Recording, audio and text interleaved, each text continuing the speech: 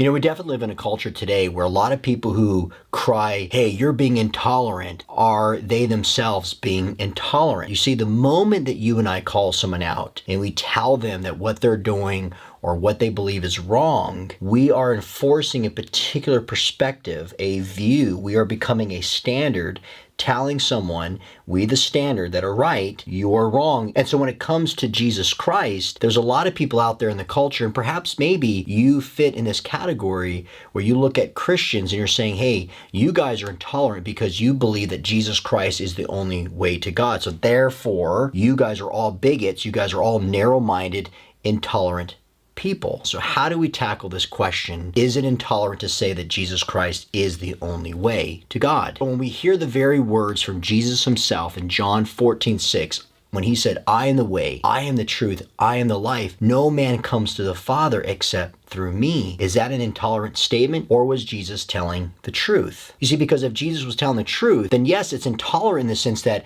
it is narrow, that there is only one way, and that's an absolute exclusive truth. But however, if Jesus was making it up, he's not just being intolerant, he's lying. So we may know people who get uptight about these kind of things, and they voice exclusivity about different religions, but I just want you to understand that as a Christian putting this video out there are exclusive teachings from other religions besides Christianity. So I think once we start just focusing in on Christianity only and saying that Christians are intolerant because of their views about Jesus being the only way to God, we have to recognize that Muslims, Mormons, Jehovah's Witnesses also believe that their religion is true and is the only way to God. So the first thing I want to point out is that we need to remember that truth in and of itself is narrow. For example, 3 plus 3 equals 6. Is that intolerant? Out of all the infinite numbers, there is only one right answer to 3 plus 3, and that is 6. This is narrow, but it's not narrow-minded. Take, for example, the parable of the 6 blind men and the elephant. In this parable, each blind man touches this elephant. The first blind man takes hold of the tail, and he thinks it's a rope. The second blind man, he holds the trunk, and he thinks it's a big snake. Still another blind man, he feels the flapping ears, and he thinks it's a fan. The fourth blind man, he touches the side of the elephant,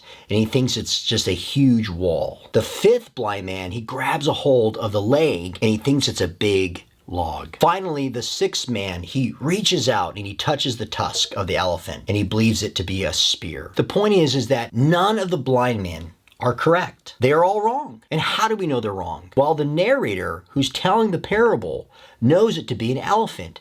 And the reason why all 6 of these individuals thought it's something else as they touched a part of the elephant was because they're blind. Had they seen things clearly as a narrator, knowing that the object in and of itself is an elephant, they would see things beyond what they were touching and understand that as they touch a certain aspect or part of the elephant, yes, it was not a wall or a log or a spear or a snake. It was a part of the elephant. And when you take all the parts in totality, you realize it to be an elephant. Is that narrow-minded to believe in something that is actually true? No, it isn't. And the only reason why that parable makes sense, and a lot of times people use that parable as an example of religious pluralism, is in order to have objectivity to what you're even talking about. So the one telling the story is the one who possesses that objective truth. Equally, there are not many ways to God. Only those blinded by sin think that to be the case. The reality is that not all views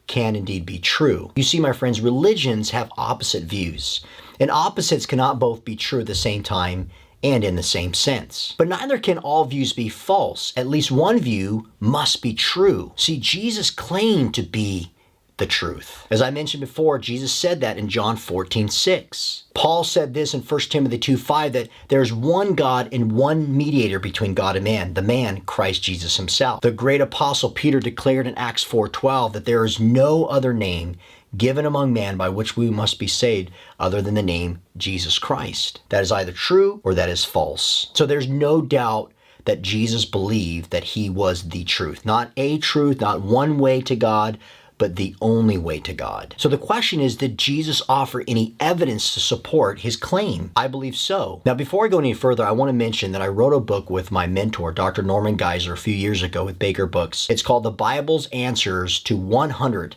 of Life's Biggest Questions. I tackle issues about who is Jesus Christ and how do we know that he rose from the dead. So I'll put a link below so you can check that out. But in this video, I want to touch on 3 aspects of Jesus proving that he is the way to God. The first is if you look at his fulfilled prophecy. The second was take a look at his sinless life and the fact that during the life of Jesus, he performed many miracles that speak to special acts of God because he indeed is God. And finally, number 3, Jesus not only predicted his death, but he also accomplished his resurrection by rising from the dead. You see, my friends, no other religious leader has ever fulfilled this kind of specific predictions that were laid out hundreds of years in advance before Jesus even came on scene. Only Jesus literally fulfilled them, which therefore, if that is true, then that means that Jesus Christ is the only way to God.